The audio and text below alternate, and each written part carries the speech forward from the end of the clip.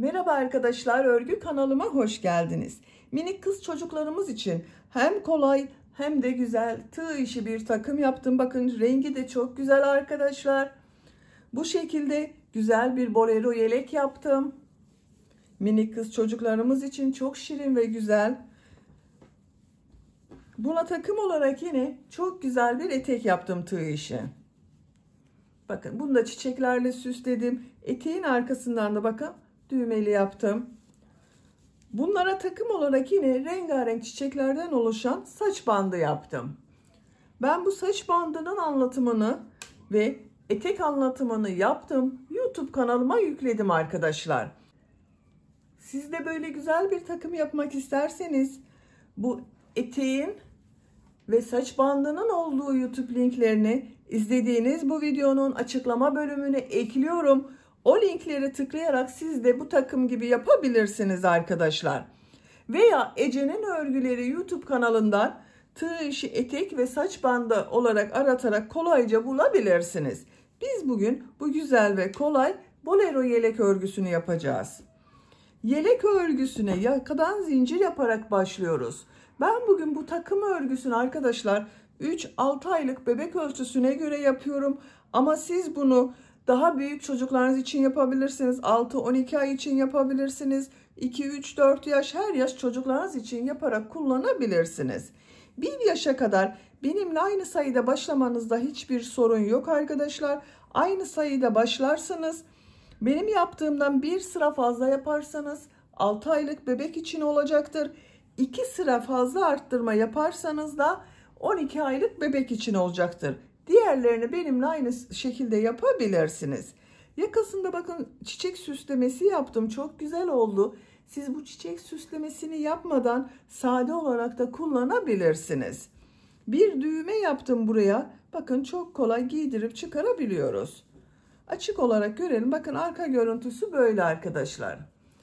Ölçülerini videonun sonunda ölçüyorum. Tekrar ölçerek vakit geçirmek istemiyorum. Bu bolero yelek örgüsünde iplik olarak, beyaz renk iplik olarak 50 gram iplik yeterli arkadaşlar. Bir yumak iplik bitmiyor. 100 gram 320 metre yazan bebek ipliğinden 50 gram iplik yeterli. Renkli iplik olarak da ben bu ipliği kullandım. Siz hangi renk yapmak istiyorsanız o ipliği kullanabilirsiniz. Takım olsun diye bakın ben çevresinde bu renk iplik ile devam ettim. Siz farklı renklerde kullanabilirsiniz. Siz bu takımın örgüsünde istediğiniz marka bebek ipliklerini ve renkleri kullanarak yapabilirsiniz arkadaşlar. Tığ olarak 5 numara 3 milimetre tığ kullandım. Elimin sıklığına göre bu tığı kullandım. Bu büyüklükte örgü elde ettim arkadaşlar.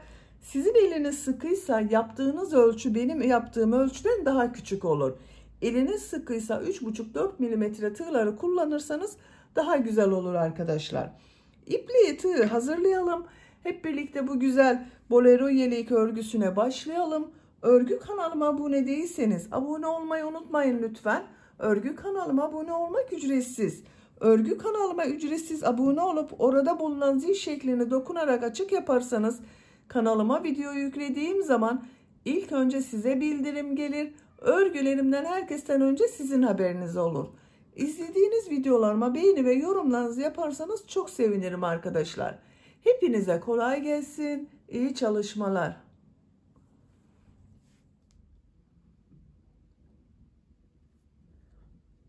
Örgüye yakadan zincir yaparak başlıyoruz. Zincir yapabilmek için ilk ilmeği ben bu şekilde yapıyorum. Size nasıl kolay geliyorsa ilk ilmeği öyle yapabilirsiniz. Ve zincirleri yapmaya başlıyorum. Çok sıkı zincirler yapmayalım arkadaşlar. Bu zincirler üzerine bir sonraki sırada trabzanlar yapacağız. 80 zincir yapıyorum.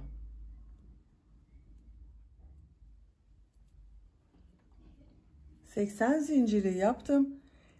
Çok sıkı zincir yapmadım bakın arkadaşlar, gördüğünüz gibi. Bu 80 zincirin kaç santimetre olduğunu da ölçüyorum.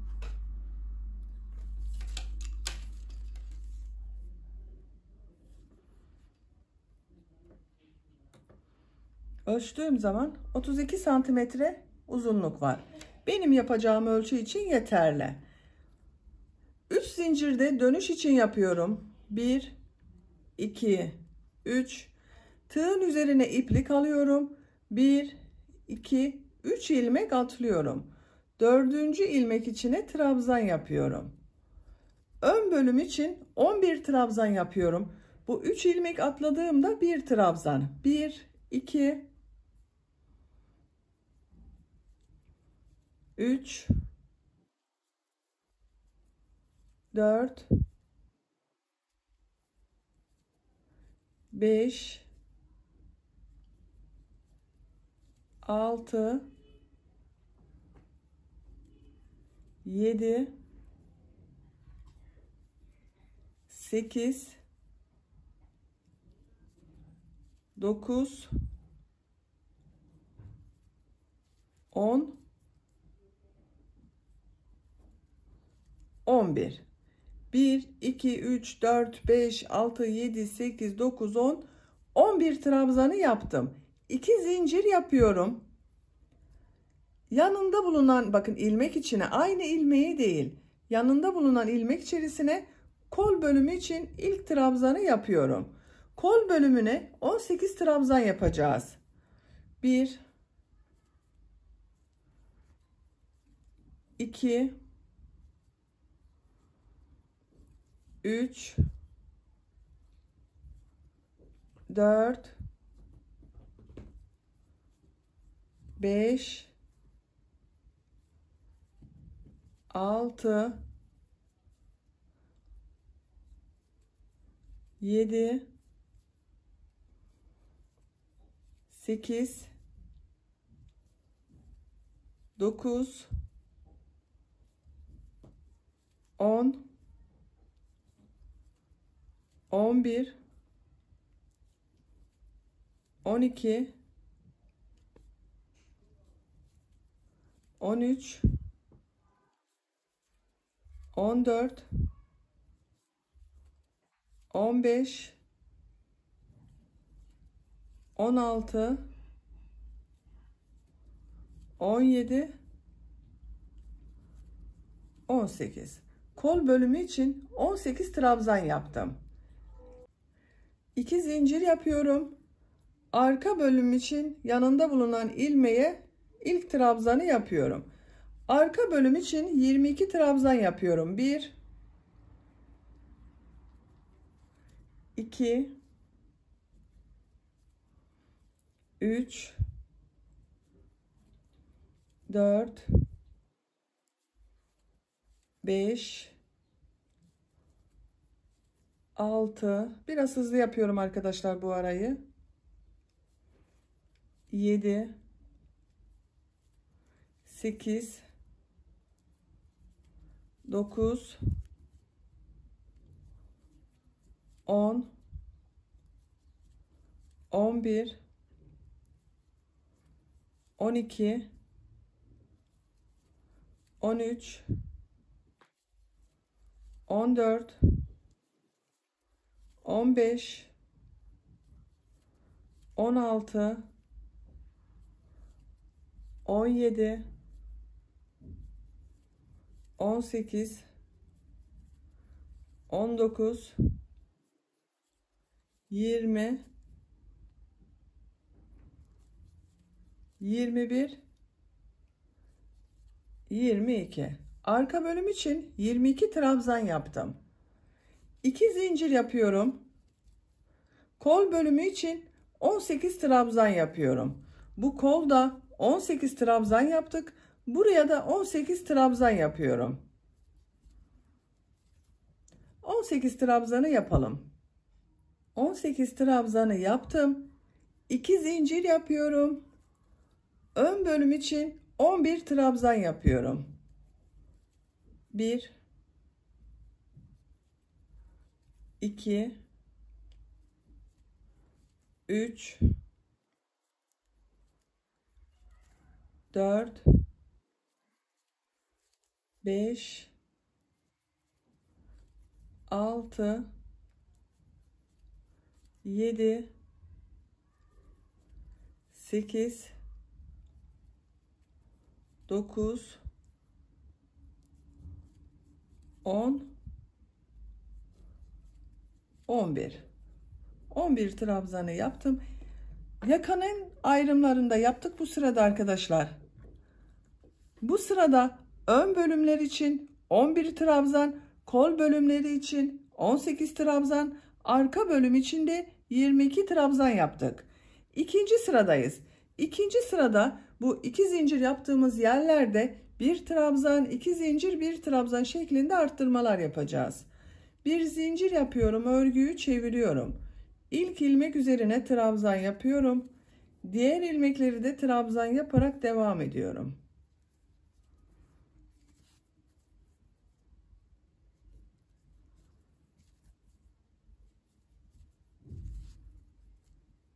Her ilmek üzerine bir trabzan yapıyoruz.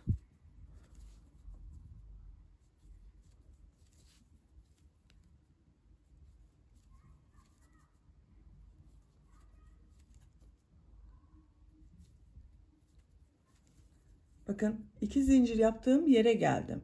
Buraya bir trabzan, 2 zincir, bir trabzan yapıyorum.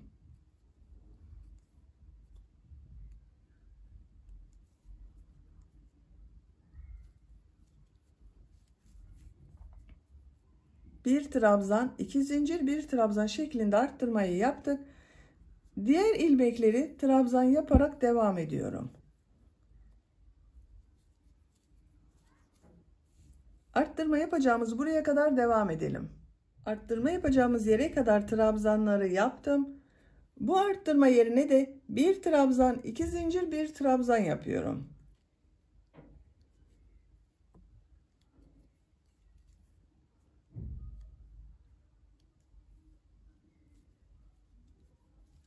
Bakın bir trabzan, 2 zincir, bir trabzan yaptım.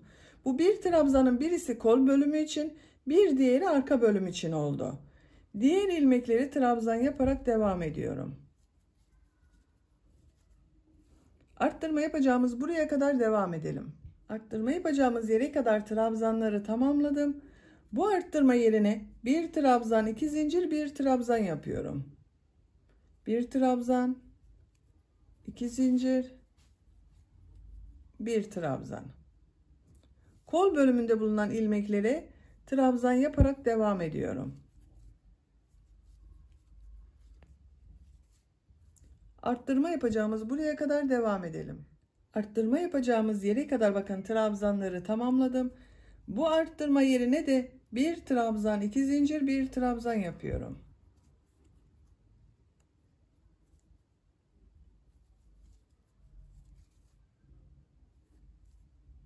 İlmeklere trabzan yaparak devam ediyorum.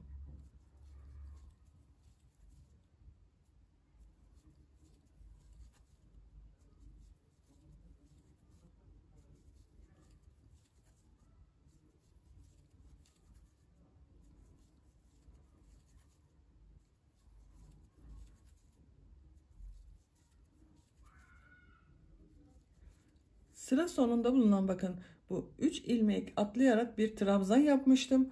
Bunun bu son ilmeğin üzerine tığ takıyorum. Bir trabzan yapıyorum. İkinci sırada arttırmaları da yaptık arkadaşlar. Bakın bu şekilde bu 4 noktadan bir trabzan, 2 zincir, bir trabzan şeklinde arttırmalar yaptık. Üçüncü sıradayız. Bir zincir yapıyorum, örgüyü çeviriyorum. İlk ilmek üzerine trabzan yapıyorum. Diğer ilmekleri de trabzan yaparak devam ediyorum. Her ilmek üzerine bir trabzan yapıyorum.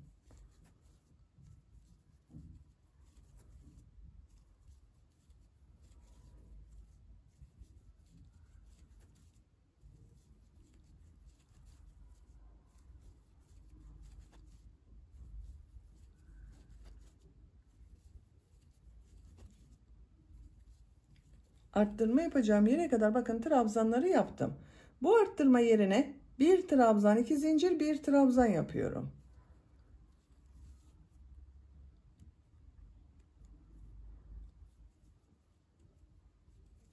Bir trabzan, 2 zincir, bir trabzan yaptım. Diğer ilmeklere trabzan yaparak devam ediyorum.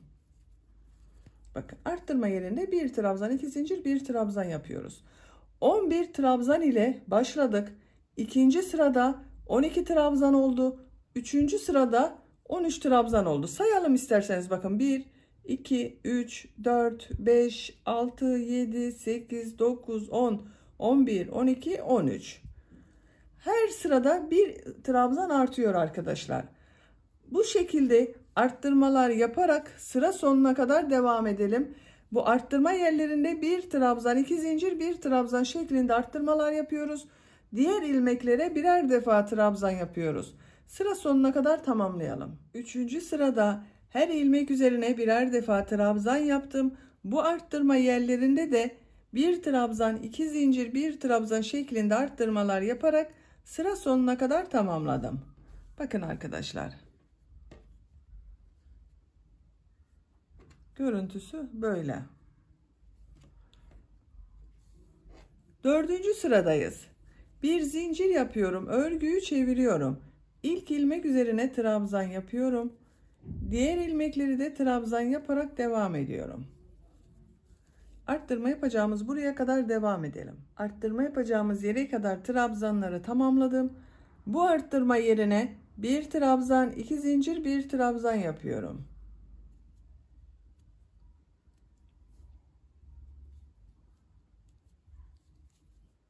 Bir trabzan, 2 zincir, bir trabzan yaptım. Diğer ilmekleri trabzan yaparak devam ediyorum. Bakın. Robanın örgüsü artık bu şekilde devam edecek. Bu 4 noktadan arttırmalar yaparak sıra sonuna kadar devam edelim. Bir zincir yapıp geriye dönelim. Arttırmalar yaparak robanın örgüsüne devam edelim. Bakın. Şöyle. Katladığımız zaman görüntüsü böyle görünüyor. Yaka görüntüsü böyle oluyor. Yapacak olduğunuz bebeğinizin büyüklüğüne göre bu 4 noktadan bir trabzan, 2 zincir, bir trabzan şeklinde arttırmalar yapalım. Diğer ilmeklere de birer defa trabzan yaparak robanın yüksekliğini tamamlayalım. Robanın örgüsünü 12 sıra olarak tamamladım arkadaşlar.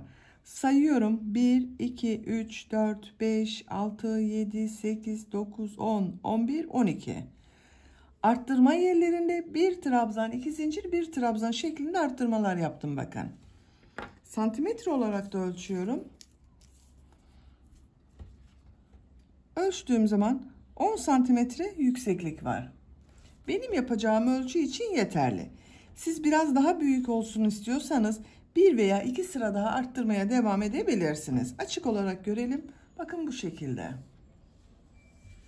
13. sıradayız.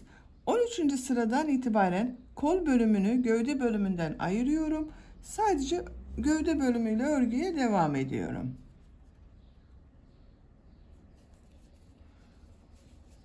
Bir zincir yapıyorum. Örgüyü çeviriyorum. Bakın. Yine trabzan yapıyorum.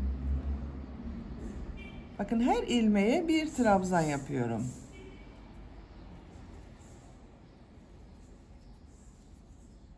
Arttırma yapacağımız buraya kadar devam edelim. İlmekler üzerine trabzan yaparak bak arttırma yaptığım yere kadar tamamladım. Bu arttırma yerine 2 trabzan yapıyorum.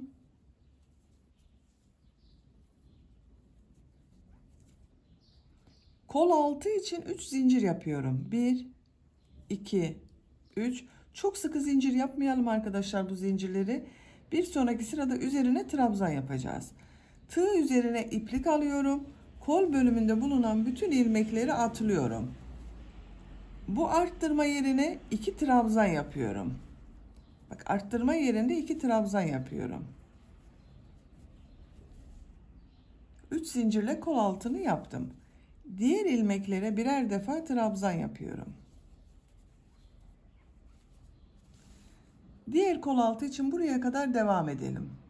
Arttırma yapacağım yere kadar trabzanları yaptım. Bu arttırma yerine 2 trabzan yapıyorum.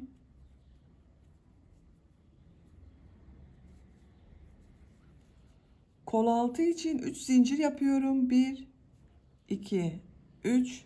Tığ üzerine iplik alıyorum. Kol bölümünde bulunan ilmekleri atlıyorum. Arttırma yerine 2 trabzan yapıyorum. Bakın bu kol altında üst zincirle yaptım. Diğer ilmeklere birer defa trabzan yapıyorum. Sıra sonuna kadar devam edelim. Sıra sonuna kadar tamamladım. Bakın. Ön ve arka bölümü kol altında üçer zincirle birleştirdik. Görüntü böyle oldu arkadaşlar. Bakın. Artık gövde örgüsüyle devam ediyoruz. Bir zincir yapıyorum, örgüyü çeviriyorum. Tığ üzerine iplik alıyorum. İlk ilmek üzerine bir trabzan yapıyorum. Arttırma yapmıyorum bakın buradan arkadaşlar. Bu bir zincir düzgün görünsün diye bir trabzan yaptım. Bak bir trabzan üzerine bir trabzan yaptım. Diğer ilmeklere trabzan yapıyorum. Bu zincir yaptığımız yere kadar devam edelim. Zincir yaptığım yere kadar trabzanları yaptım. Burada 3 zincir yaptım bak. 1, 2, 3. Her zincir üzerine 2 trabzan yapıyorum. İlk bak zincir üzerine 2 trabzan yapıyorum.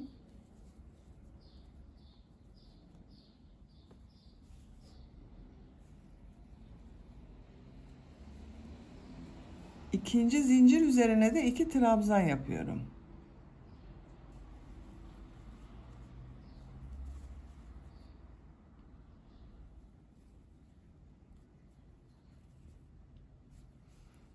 Üçüncü zincir üzerine 2 trabzan yapıyorum. Diğer ilmeklere birer defa trabzan yapıyorum. Bak burada 1, 2, 3 tane 2 trabzan yaptım.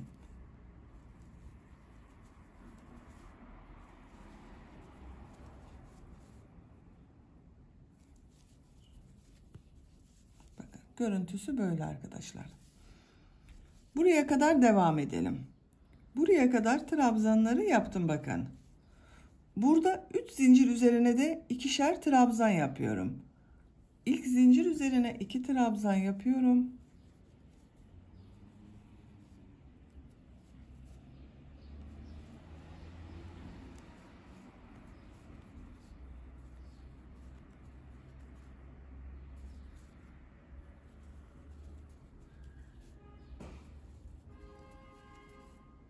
Bak 3 zincir üzerine ikişer trabzan yaptım. Diğer ilmeklere birer defa trabzan yapıyorum. Sıra sonuna kadar devam edelim. Sıra sonuna kadar yaptım. Bu sırada kol altlarında arttırmalar yaptık arkadaşlar. Bakın bu şekilde oldu. Bu sıradan itibaren bu ön bölümlerde sıra başında ve sıra sonunda kesmeler yaparak yuvarlak bir görüntü elde etmek istiyorum. Bir zincir yapıyorum. Örgüyü çeviriyorum. Tığ üzerine iplik alıyorum. Eksiltme yapmak için bu ilmeği atlıyorum. Bakın bir ilmek atlıyorum. İkinci ilmeğe trabzan yapıyorum. Diğer ilmeklere trabzan yaparak devam ediyorum. Burada bir ilmek atladım. Her ilmek üzerine trabzan yaparak sıra sonuna kadar devam edelim. Sıra sonunda 2 ilmeği boş bırakalım. Kesme yapacağız arkadaşlar. Sıra sonuna kadar trabzan yaptım. Bakın her ilmek üzerine bir trabzan yaptım. Sıra sonunda 2 ilmek var. 2 ilmeği birlikte yaparak tek ilmek yapıyorum bakın. Trabzan yapıyor gibi yaptım. 2 ilmekten çektim. Tığ üzerinde 2 iplik var. Bekletiyorum. Tekrar tığ üzerine iplik alıyorum. Son ilmeğe tığ taktım. İplik aldım. 2 ilmekten çekiyorum. Tekrar iplik alıyorum. Hepsinin içinden çekiyorum. Bakın 2 ilmeği tek ilmek haline getirdim. Burada da bir kesme yaptım. Bir zincir yapıyorum. Örgüyü çeviriyorum. İlk ilmeği atlıyorum. İkinci ilmeğe trabzan yapıyorum. Diğer ilmeklere trabzan yaparak devam ediyorum.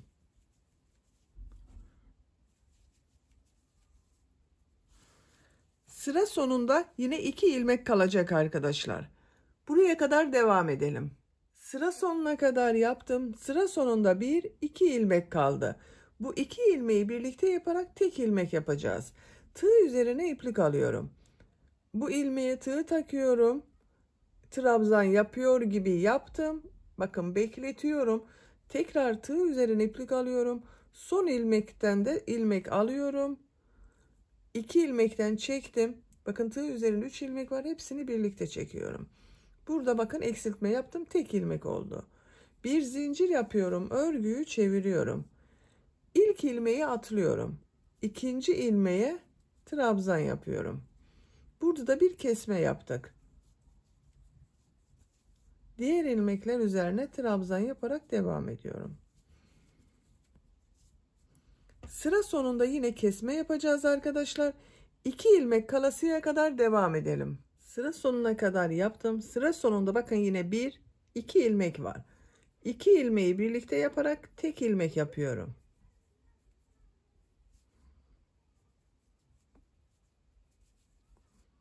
Bir zincir yapıyorum. Örgüyü çeviriyorum.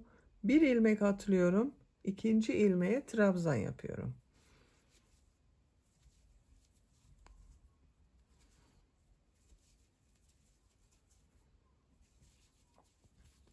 Bakın arkadaşlar. Sıra başında ve sıra sonunda birer ilmek kestiğimiz için burada yuvarlak bir görüntü elde ettik.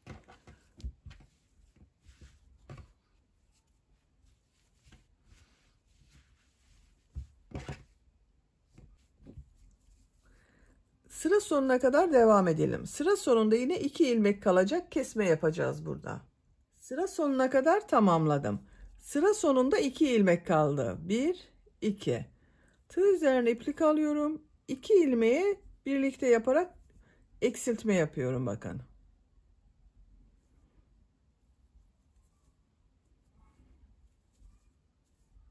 Bir zincir yapıyorum. Örgüyü çeviriyorum. İlk ilmeği atlıyorum. İkinci ilmeğe trabzan yapıyorum. Diğer ilmeklere trabzan yaparak devam ediyorum. Sıra sonuna kadar devam edelim. Sıra sonuna kadar yaptım. Bakın 2 ilmek kaldı. 2 ilmeği birlikte yapıyorum. İpliği kesiyorum.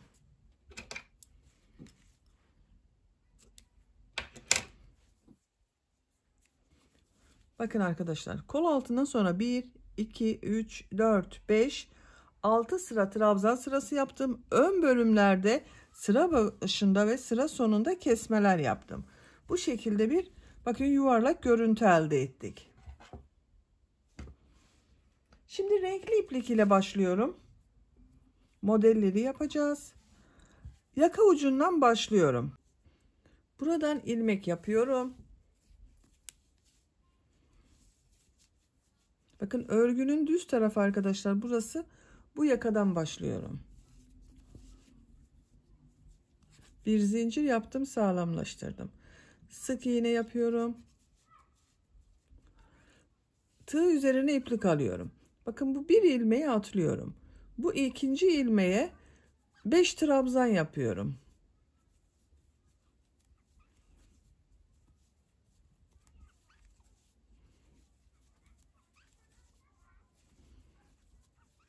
Beş trabzan yaptım. Bir ilmek atlıyorum. Bakın buraya sık iğne yapıyorum. Tığ üzerine iplik alıyorum. Bir ilmek atlıyorum. Bu ilmek içine 5 trabzan yapıyorum.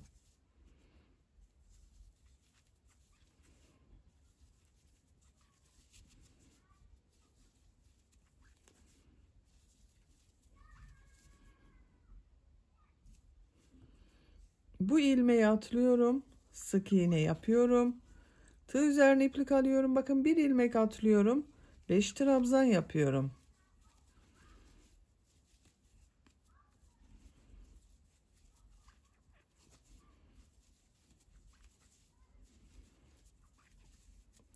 Bir ilmek atlıyorum. Sık iğne yapıyorum. Bir ilmek atlıyorum. 5 trabzan yapıyorum.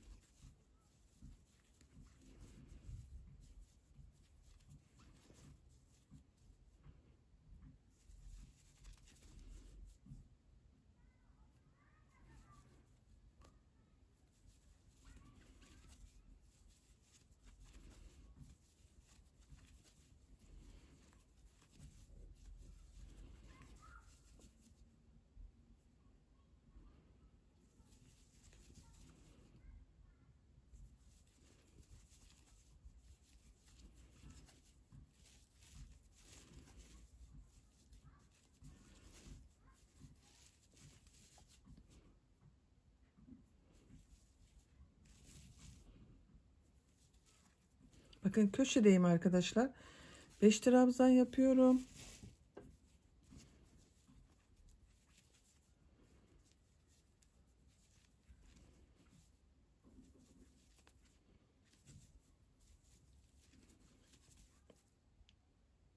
Bir ilmek atlıyorum.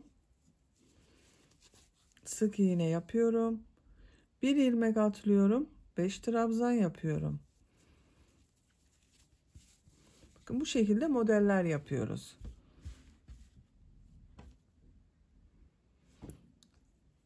Yakanın diğer uç noktasına kadar devam edelim. Buraya kadar modelleri yaptım. Görüntü böyle oldu arkadaşlar. Yakanın bu ucuna bir düğme iliği yapmak istiyorum.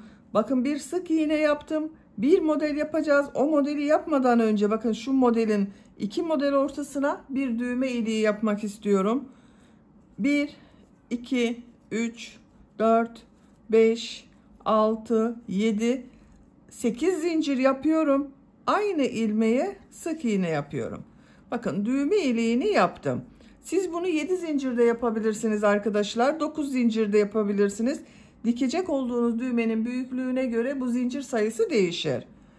Tığ üzerine iplik alıyorum. Buraya 5 trabzan yapıyorum.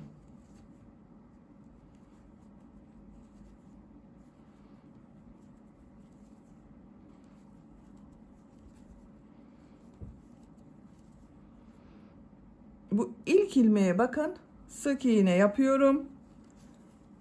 Yaka çevresindeyim. Yaka çevresine de minik pıtırcık modelleri yapıyorum. 2 zincir yapıyorum. Aynı ilmeğe sık iğne yapıyorum. Bir ilmek atlıyorum. Bir sık iğne, 2 zincir, bir sık iğne yapıyorum. Bir ilmek atlıyorum. Bir sık iğne, 2 zincir, bir sık iğne yapıyorum.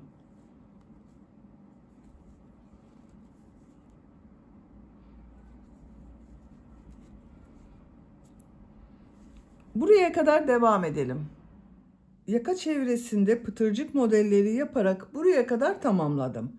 Bu ilk yaptığım sık iğne ile ilmek kaydırma yaparak birleştiriyorum. İpliği kestim.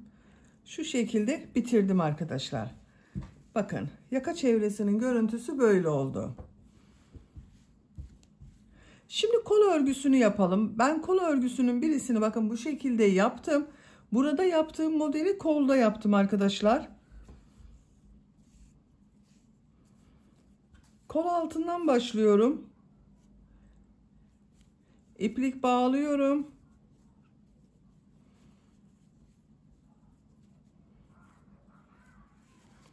Buradan bir ilmek yapıyorum.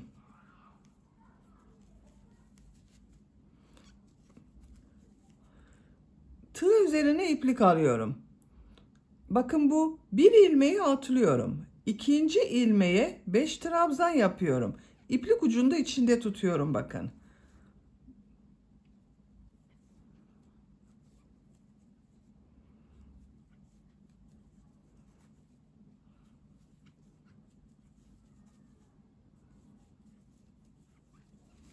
Beş trabzan yaptım.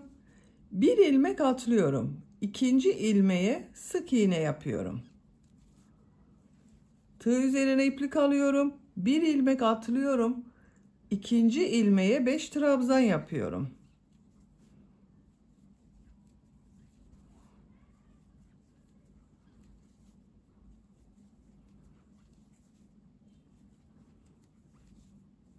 Bir ilmek atlıyorum. Sık iğne yapıyorum. Bir ilmek atlıyorum. 5 trabzan yapıyorum. Bakın görüntü böyle. Sıra sonuna kadar devam edelim.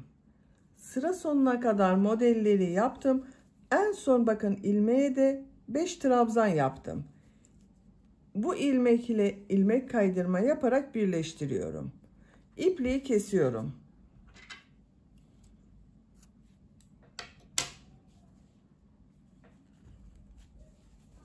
Bakın arkadaşlar kol örgüsü böyle oldu. Kaç model yaptığımı sayıyorum. 2, 4, 6, 8, 10 model oldu. Bakın bolero hırka yeleğimizi yaptık arkadaşlar. Çok güzel oldu. Buraya da düğmesini dikip kullanabilirsiniz. Bolero yelek hazır. Bu şekilde kullanabilirsiniz. Ama ben bugün buraya bir de süsleme yapmak istiyorum. Çiçek süslemesi. Bir de çiçek süslemesi yapalım. Bitirelim arkadaşlar. Sihirli halka yaparak başlıyorum arkadaşlar. Şu şekilde bakın, bir sihirli halka yapıyorum. Parmağımın üzerinde bulunan ilmeğe tığ takıyorum. İplik aldım, bir ilmek yapıyorum. Yavaş çıkardım bakın parmağımı. Burada bir halka oluştu.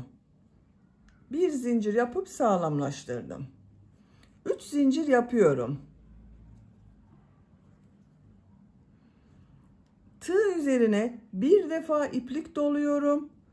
Buraya 3 üçlü trabzan yapıyorum. Bakın 3 defa da çıkarıyorum. Bir defa iplik doluyorum. 3 defa da çıkarıyorum. 1 2 3. Tığ üzerine iplik doluyorum. İplik aldım. 1 2 3.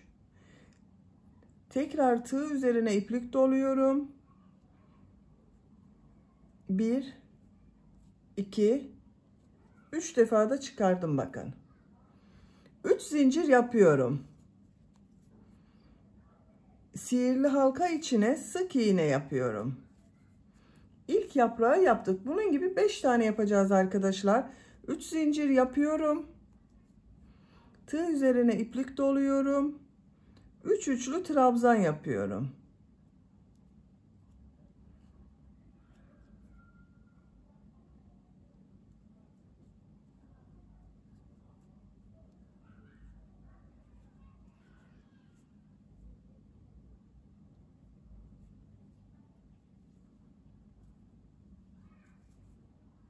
Üç zincir yapıyorum. Sık iğne yapıyorum. 3 zincir yapıyorum. Tığ üzerine bir defa iplik doluyorum. 3 üçlü trabzan yapıyorum.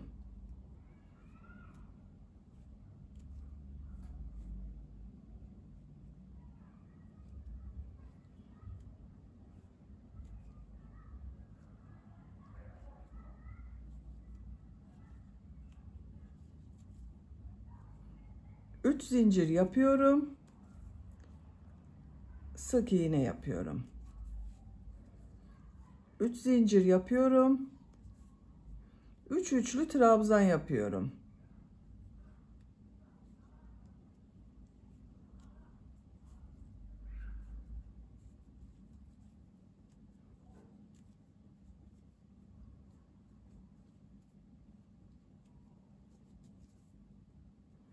Üç zincir yapıyorum. Sık iğne yapıyorum. 3 zincir yapıyorum. 3 üçlü trabzan yapıyorum.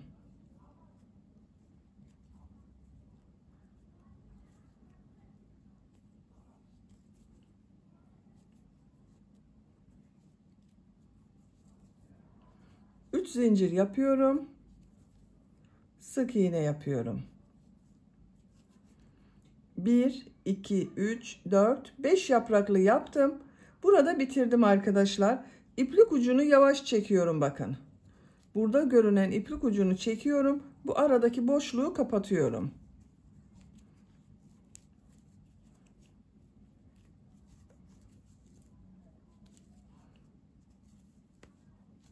Bakın boşluğu kapattım. Bir zincir yapıyorum. İpliği kesiyorum.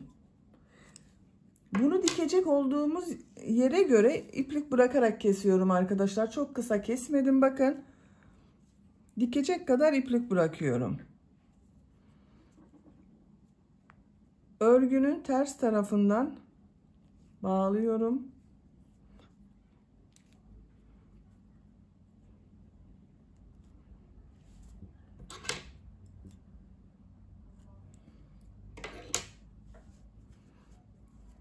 Çiçek örgüsünü bitirdim.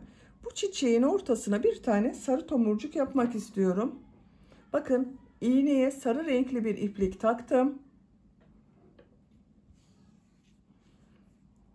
Şu şekilde bir düğüm yapıyorum. Örgünün ters tarafından herhangi bir iğneyi takıyorum. Çektim. Şu ipliği bakın arkadaşlar, ilmek içinden geçiriyorum. Aradan geçiriyorum, iplik arasından. Ortadan iğneyi diğer tarafa çekiyorum. Şu şekilde iğneyi tutuyorum bakın. İğnenin üzerine iplik doluyorum. Yapacak olduğunuz tomurcuğun büyüklüğüne göre istediğiniz kadar yapabilirsiniz. 2, 3, 4, 5, 6, 7, 8, 9, 10 defa iplik doladım. Şu şekilde bakın iğneyi çekiyorum. Burayı da tutuyorum arkadaşlar. Düzgün olması için bakın burayı şu şekilde elimle tutuyorum.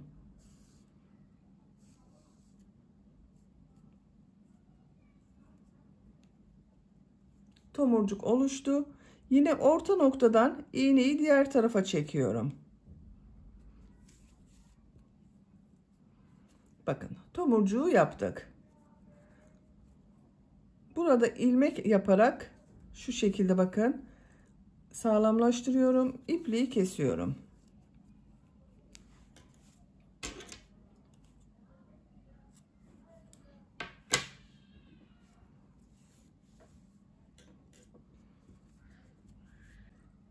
Çiçeğin örgüsünü tamamladım. Şimdi bu çiçeğe bir de yaprak yapmak istiyorum arkadaşlar. Bakın bu şekilde minik bir yaprak yapmak istiyorum.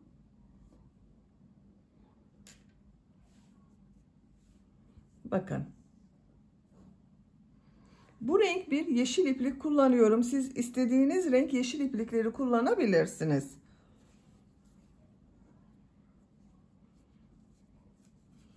Burada yaptığım sık iğneler vardı. Bakın iki model ortasında o sık iğneden ilmek yapıyorum arkadaşlar.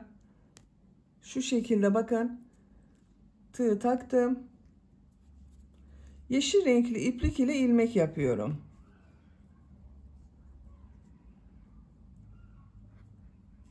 Sağlamlaştırdım. 7 zincir yapıyorum. 1, 2, 3, 4, 5, 6, 7. Bir ilmek atlıyorum. İkinci ilmeğe sık iğne yapıyorum. Tığ üzerine iplik alıyorum.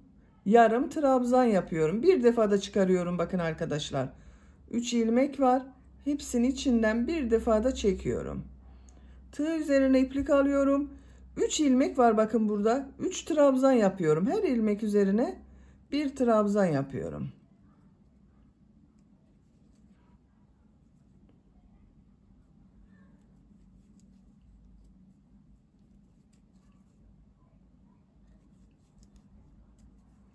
Üç trabzan yaptım. Bu başladığım ilmeğe ilmek kaydırma yaparak bitiriyorum. İpliği kesiyorum.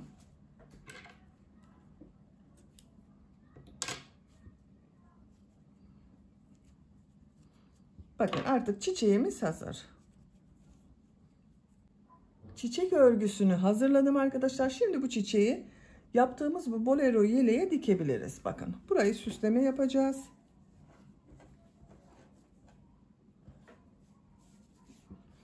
İki tarafına da dikebilirsiniz. Nereye istiyorsanız orada süsleme yapabilirsiniz. Bakın şu şekilde şu yeşil ipliği kesiyorum.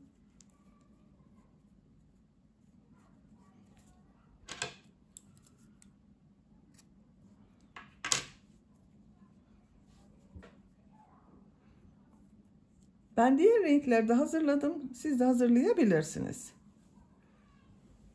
Çiçek olarak ben bu 3 rengi hazırladım arkadaşlar. Bakın bu kendi renginden kullandım. Diğerlerine pembe ve lila rengi kullandım. Siz istediğiniz renklerle yapabilirsiniz.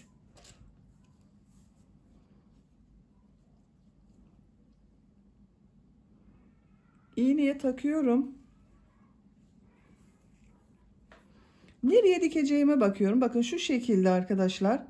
süsleme yapmak istiyorum.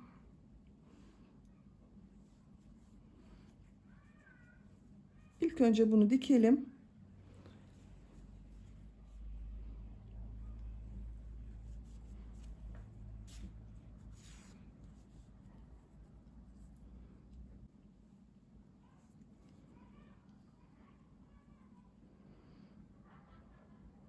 Şu şekilde taktım bakın arkadaşlar.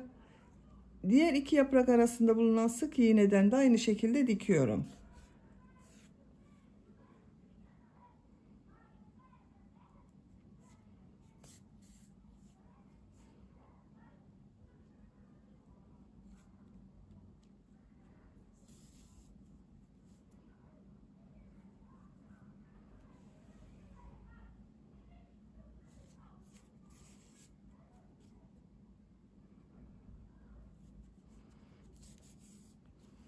Bakın diğer taraftan hiç görünmüyor.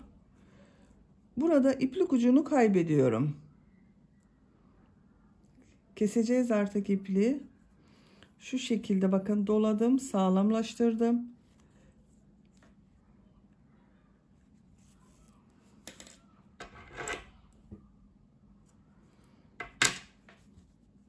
Birisini diktim.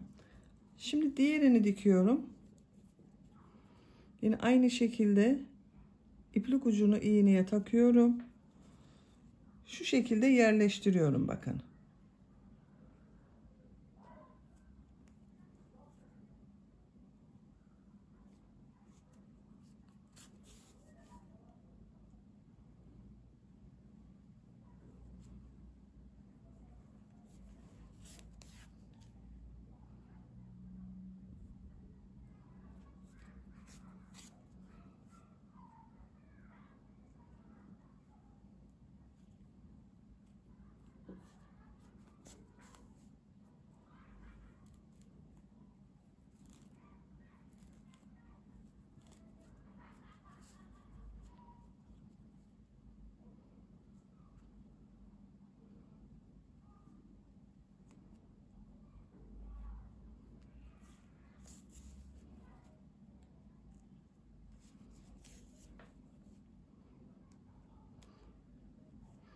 Örgünün ters tarafında bunu kaybediyorum.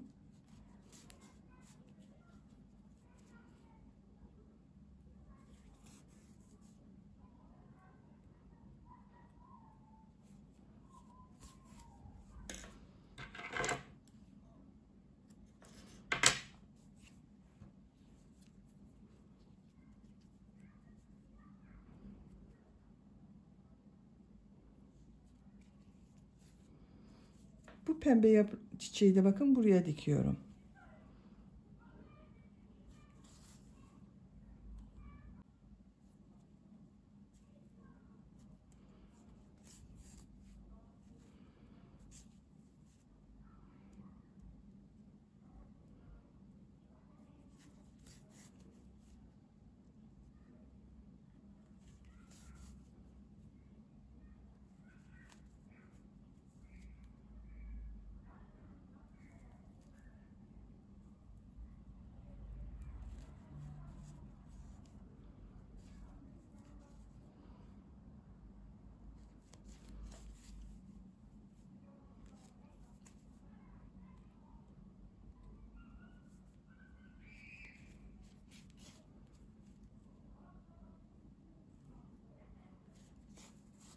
Aynı şekilde bakın bunu da bitirdim. Örgünün ters tarafında arkadaşlar ipliği kaydırma yaparak kaybediyorum.